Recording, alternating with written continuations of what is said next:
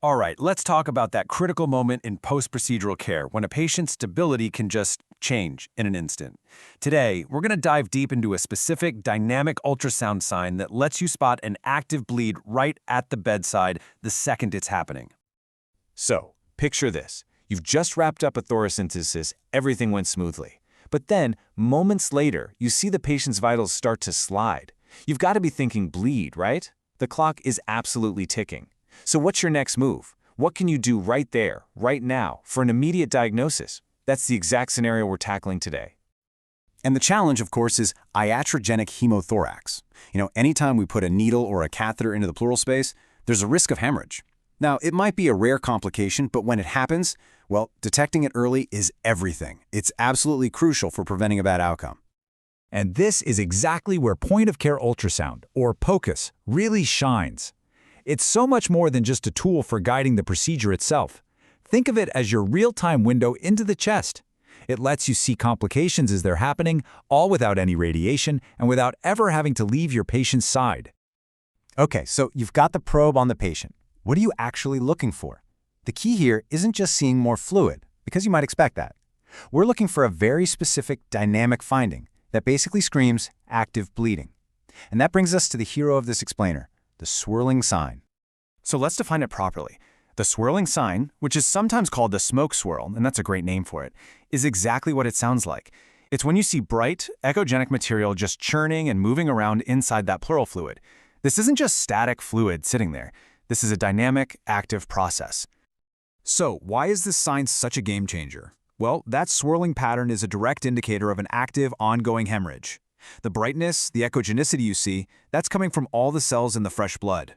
And the turbulence, the swirling motion, that's your visual proof that blood is actively pouring into the pleural space. It's literally a direct window into the live pathophysiology. So what's actually happening on a physiological level that creates this image on your screen? I think understanding the why behind the sign really cements your diagnostic confidence when you see it. So let's break down exactly why it swirls. It's really a clear, logical sequence of events. First, a vessel gets nicked. Second, fresh cellular blood starts pouring into the pleural space. Third, all those cells in the blood make the fluid light up. They make it appear echogenic on your screen. And finally, and this is the most important part, the continued flow of blood from that injury is what creates that signature turbulent, swirling motion. And here's the key. If the bleeding stops, the swirling stops. Okay, so you might be wondering, well, how does this stack up against just getting a chest X-ray? And the answer is, especially in this acute setting, the difference is truly night and day. I mean, the advantage of POCUS here is just undeniable.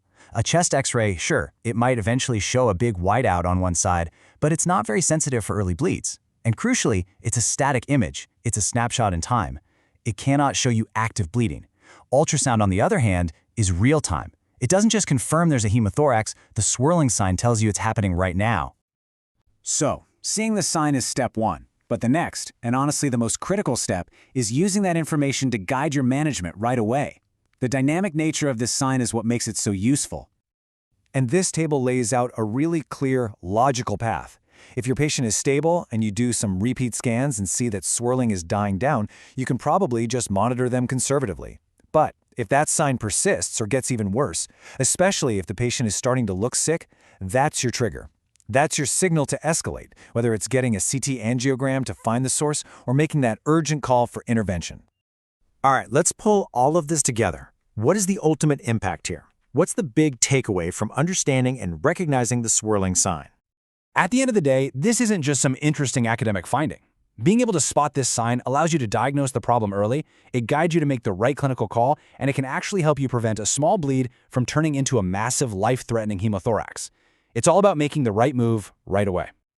The swirling sign really transforms POCUS from just a guidance tool into an incredibly powerful device for post-procedural safety and monitoring. It's really becoming a fundamental part of how we practice modern pleural medicine safely. And that leaves us with one final thought. We all use safety checklists, things like the universal protocol. As POCUS becomes totally standard, how can we formally build a quick post-procedure scan for the swirling sign into our routine workflow? How can we make every single procedure that much safer? Definitely something to think about.